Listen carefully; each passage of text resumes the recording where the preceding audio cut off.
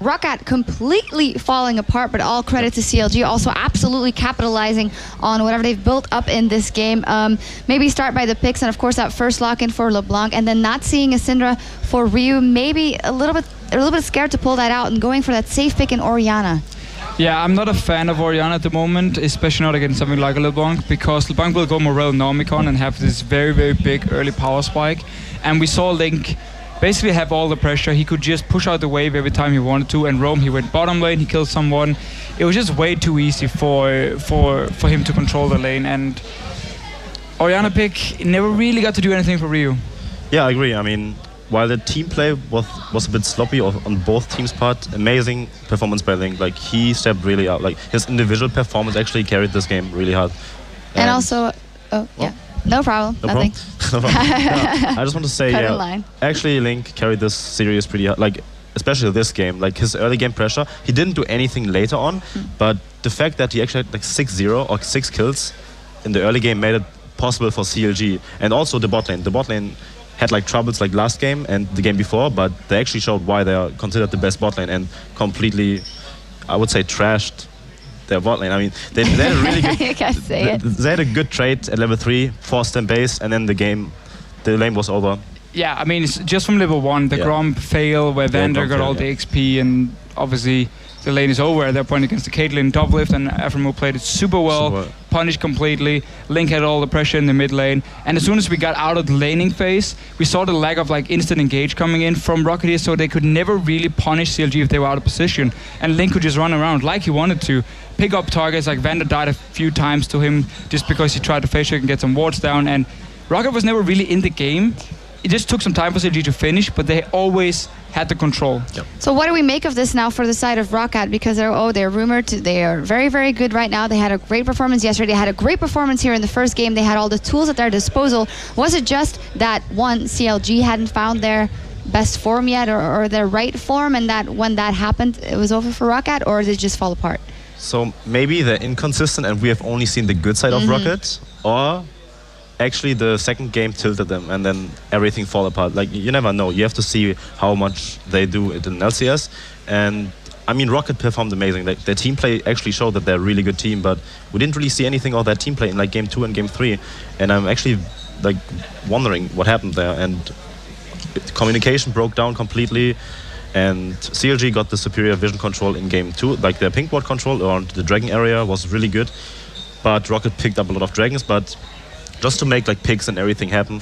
Like, Link had really good flanks on LeBlanc, like always coming from like the right angle, like using the distortion to actually make picks happen. And yeah, I mean, ROCCAT is a team who takes a lot of chances in the way they play. There's a lot of like 1v2, dive in, see what happens.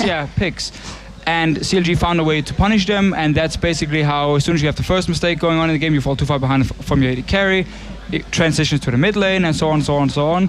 CLG just managed to completely snowball it, and ROCCAT just couldn't come back from that. Yeah, definitely kudos to CLG. And actually, Link has joined us here. Welcome and congratulations. You made it to the final here at IEM. But as we said, got off to a pretty bad start in the beginning. Was it communication issues? Was it the nerves? What went on there in that very first game of the series? Well, that was like our first game, our first LAN, you know, like together, and like we don't even have our full roster too. So like all we've been doing is streaming for like the past like 2 or 3 months. So it's like, oh, it's so new, and then all of a sudden we're like pressured. There's a crowd, and you know, even though it's small, like I think everyone just kind of wanted to play aggressive, but what held us back was that we had kind of like a more passive team comp and more of a late game team comp, and then we kind of like realized this, right? And that's where we picked it up, and we were like, screw it, let's pick heroes that we can make plays, and let's catch people off guard and kill them.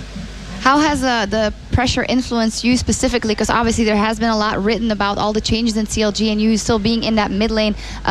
Do you ever lose your confidence in yourself when those things happen, or do you know, I still have it, and we saw that fantastically here in that last game, but does that ever get to you?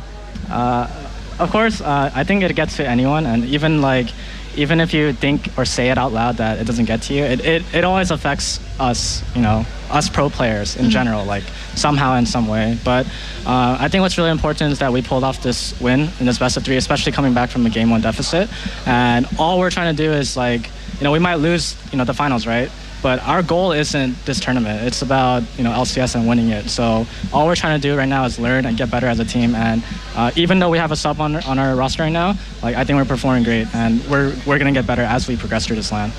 How was it actually to play against ROCCAT? Because the games, there's a lot of action going on, a lot of fighting left and right. For you, specifically in the mid lane, also playing against Rio, like how was it? Was it super hard to play against them? Were they very different from what you're used to, or?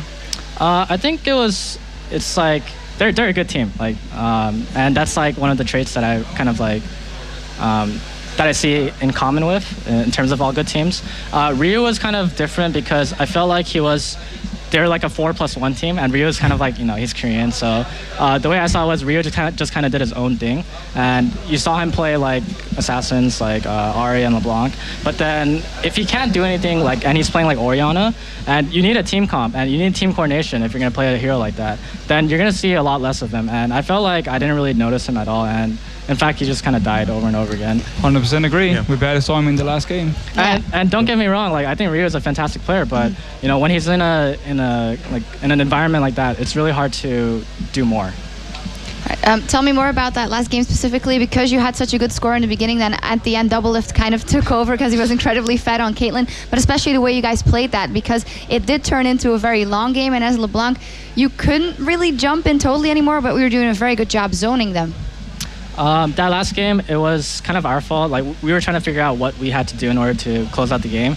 And that's because they had a really strong 5v5 team comp, and we had a strong, like, pick-oriented. Our siege is, like, okay, but the problem is that we need to, like, split push in order to get the picks that we needed. And you saw, like, near the end, we kind of figured it out. And, people got caught out of position, and it was just, like, a patience game. And that's all that matters in such a, like, a long game. Like, you just wait until they make the mistake, and then it's up to us to capitalize on it. Yeah, I mean, one question is obviously if Skara, like, how's the coaching going? How's everything in the team house? Like, how's the environment? I mean, it's funny that I ask it because I know it, right? But just wondering, like, what role does Skara have and how much did he help you prepare for this tournament? Hey, it's not just Skara anymore. It's like Skara and Tony, Zixlaw. So right now, including those two plus Matcom, they've done a fantastic job in, like, pretty much flipping over the team environment from, like, being really bad and down all the time. Now we're having, like, team meetings all the time. We're all talking. We're all going out for food and stuff, and we're all like on a road down to, like, friendship and being friends and just trying to get better together. And that's the important thing. That is fantastic to hear. Congratulations. We'll see you tomorrow in the final. What a great game that'll be, and we'll see if it will be versus Dignitas or Gambit. That best of 3 is coming up right after this.